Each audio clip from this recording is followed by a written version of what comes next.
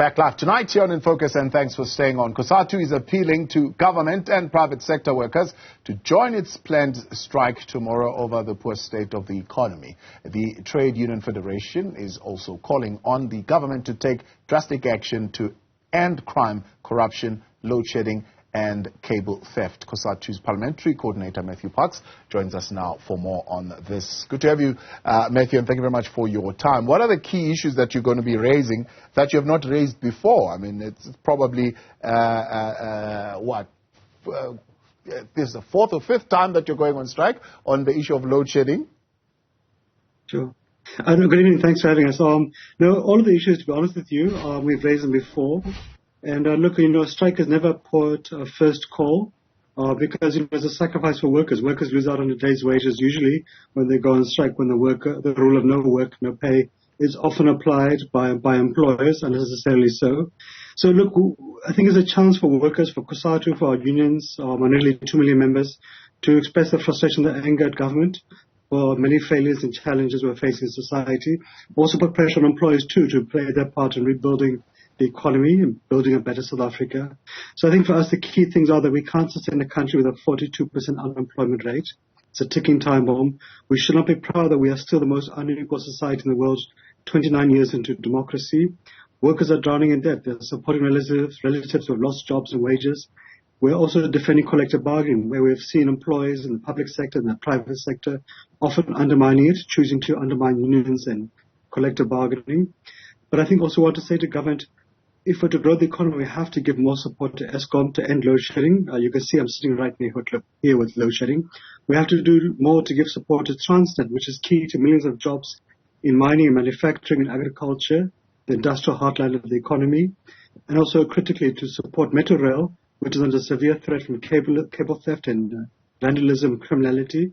And that's key to transporting 10 million workers in our cities to work on time so they can earn a wage and so those companies can be productive.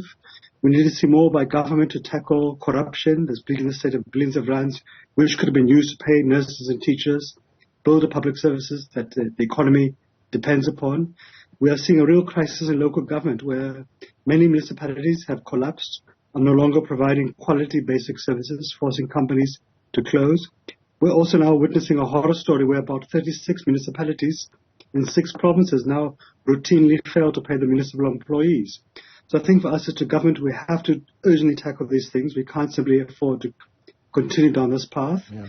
We recognize the private sector too must play a role. It can't be correct that the CEOs of the banks make about 150,000 rand in a year, yet a bank cashier won't make that in a single year. So the banking CEOs make 150,000 rand every single day. We have a CEO of a mining company making 300 million rand in a year, yet he quibbled with mine workers who asked for an additional 150 a month. So we have to also make sure we pay workers a living wage, not a slave wage, so they can buy the goods that we produce. We must avoid retrenchments in the private sector, and also the private sector, the banks in particular, must get off the pedestals and help to grow this economy, invest in the economy. We've seen inflation rising with the war in Ukraine, international oil prices, volatility that's pushed up the fuel price, the electricity price, and so forth, the cost of food, etc. Yeah. And in exchange, government has, or the Reserve Bank rather, has increased the repo rate by 500 basis points in 18 months. That's making it very difficult for workers who are already feeling the pinch of inflation now to have to be pickpocketed because of repo rate hikes. Yeah. So we need to do better. We hope government will reduce the fuel taxes. We hope government can increase the SOD grant to help the unemployed, increase the presidential employment program, and also ensure that the pension relief happens next year and really accelerates the infrastructure program. So let's look at that question of Eskom, right, and reducing the current levels of load shedding, which many are looking at and saying, look, we expected at least by this time, mid-July, we would be sitting probably at stage 10, maybe 12. It would be a new stage that we would have reached. But we've done better than we had anticipated. You believe that there is more that can still be done. There is a sense that, we've kind of done all that which we can to improve the energy availability factor.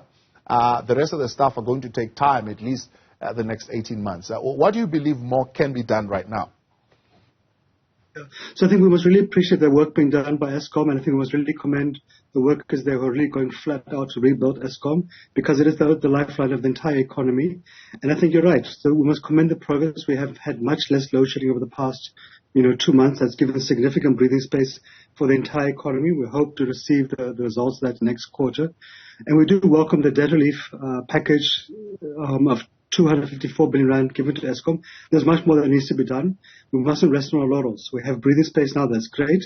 We hope to see in September and December, Kuberg, Madupi and Kusile coming fully back on grid. That's going to give additional breathing space. We hope to see in the next 18 months new generation coming on board to give further space. But there is still a deep, deep cancer of corruption and wasteful expenditure that's endemic at Eskom. We have many people from the private sector literally pickpocketing Eskom to the point of collapse. That needs to be dealt with. Eskom can't arrest people who are criminals who are stealing cables. The police, the law enforcement agencies, the courts, the NPA must come to the party and play their role in supporting Eskom. We need to also have a really aggressive approach where the entire country moves to prepaid electricity meters, because it's not sustainable for 60% of society to be on prepaid and pay electricity, so Eskom has the daily revenue it needs. And about 40% of society pays well when they'll see about it. We've seen municipal electricity debt rising at Eskom from 40 billion rand to 60 billion rand in the past while. So that's a ticking time bomb. And it's not just a question of people being too poor to pay electricity. That's a misnomer, because communities like Khayelitsha are dirt poor and they pay. The problem is that you have this thing of people getting bills and they choose to pay it later.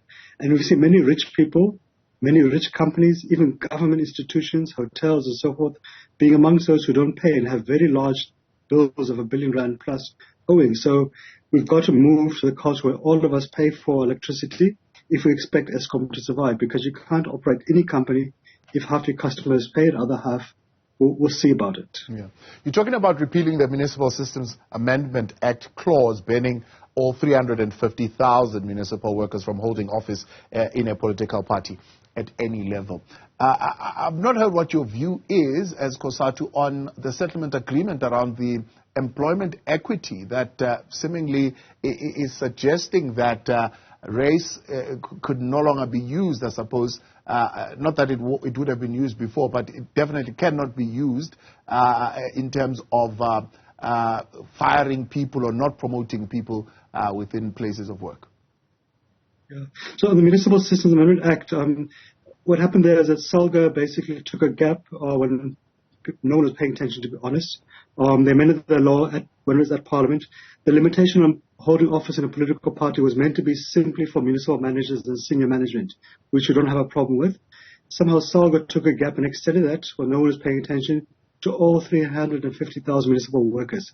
That's a complete infringement upon the constitutional right, freedom of political association and so forth. And there's no logic to say, why should a municipal cleaner be banned from being a branch executive member of some political party in the Karoo? It makes no sense. It's unconstitutional. So SAMU is taking the matter to the Constitutional Court. They will win it hands down, and we're supporting them as Cosatu, because you can't afford to tinker with people's constitutional rights simply because some politicians don't want to do the job.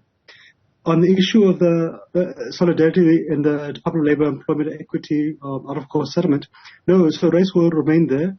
All that court settlement basically said is that we are affirming solidarity in the Department of Labour, but we support as Cosatu. We're affirming the Employment Equity Act. Employment equity is never meant to be a permanent thing. It's here as long as we need it to be, and we still have the scars of apartheid and racism throughout our workplace. The fact that in the latest employment equity report, 62% of top management posts in this country are held by white people, yet whites are about 8% of the country. That should be a wake-up call. The fact that the insurance industry was celebrating the appointment of the first woman CEO a few weeks ago, again, 3 decades into democracy, when universities produce BCom graduates left, right, and center, that should be a wake-up call.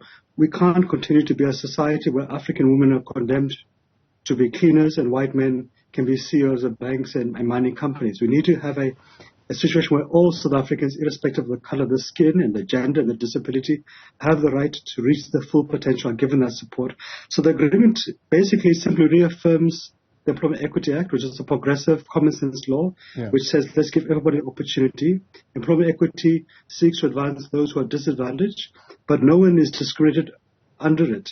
Yeah. No white person, no colored worker, no Indian worker will be fired under it. And those, for example, from the DA who have been saying that under the Employment Equity Act, coloreds and Indians and whites will be fired, to be honest, they're being very dishonest. They're lying to the public and they're engaging in race mongering. And to be honest, that's not what we need as a society, which is still dealing with the very sensitive issues of racism.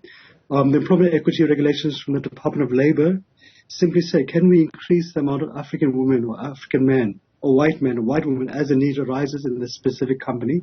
It recognizes the regional diversity of our demographics, because the demographics of the Western Cape, which is about 45% colored, for example, are very different from that of Limpopo, which is about 2% colored, for example. So we need to allow for regional diversity. But the point is that all South Africans of all races, of all genders and disabilities must be given the opportunity to meet the potential, and no one should simply be condemned because of historical disadvantage and discrimination of the past. So what do you make of what can be used as justifiable and reasonable grounds for non-compliance? I mean, insufficient recruitment and promotion opportunities. So a company can just say, well, we just don't have enough opportunities to promote black, colored or Indian employees. Or the business can say, well, we are going through some adverse business economic circumstances, and so we can't promote. Or there's just scarcity of qualified candidates. So for the first phase of the first 3 decades of democracy, the Department of Labor took a stance of simply encouraging employers to meet employment equity targets. The Act now is now enhancing it to the next stage, because companies clearly have not moved with sufficient space. So, for example, it allows the Department of Labor to set targets for certain sectors or regions or certain professions and so forth, like, for example, the mining industry and so on. Now, employers have got to meet these targets over a 5-year period, so giving them space to do so. Now, if an employee can show generally that they couldn't find any white male to fill a position, maybe you've got a factory in Dofenwab in the Transkei, for example, it's fine, but they must show that indeed they did advertise the position, that out of the applicants who applied, there was none who had the criteria, or no one inside who could have been skilled and upskilled and promoted, etc. So they can't just simply say, well, we couldn't do it. They have to provide proof that they couldn't do it. And if they can provide proof, that's fine. We recognize that you may not always have the amount of women or amount of African or white or colored people who apply for a job. That's fine. But you need to show that you made an effort, that indeed there was no one who could apply. And what is your plan over the next 5 years to make that effort to invest in the skills of staff and so forth. So it's about pushing to the next level. No one is going to be fired, but we have to move forward as a society. Also, there's a very powerful provision in the Amendment Act. If a company wants to apply for state tenders, and remember the state procurement budget is about 1 trillion rand per annum, so the largest source of procurement in the economy, they must now receive a compliance certificate that they're from the Department of Labor, that they are in good standing with the Employment Equity Act and also the National Minimum Wage Act. So we're providing now a very powerful incentive for companies. If you want to have tenders, then please show us that you are in compliance with these 2 progressive labor laws, and then you can qualify. So it's a powerful incentive which I think is really going to help move diversity and transformation in the workplace in a very positive sense. You mentioned the interest rate. Desija Khanyago saying that the fight to tame inflation is paying off, but saying we must brace ourselves maybe for more hikes. What would you say to the governor on that particular position and the stance that he's taking? Yeah. No, look, I mean, we do meet with the governor. We are meeting with him soon.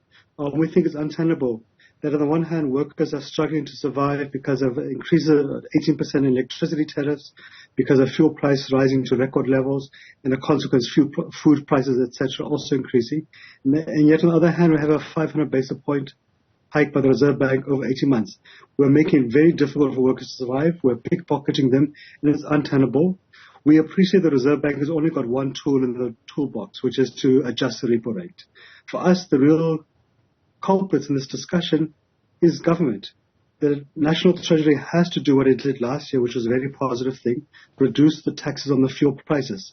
About 28% of our fuel price goes towards taxes to the state. There is space to reduce it. Treasury did reduce it last year for a few months. That was positive relief.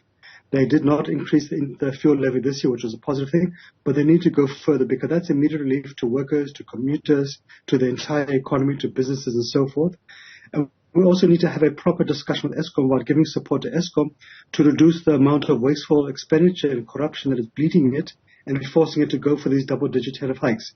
Those are the two major causes of our inflation rate. If you can reduce the fuel price and reduce the electricity prices, that's going to help drastically cut down inflation, because the repo rate is not a long-term sustainable tool. You can't keep increasing the repo rate month after month after month. You're going to suffocate the economy.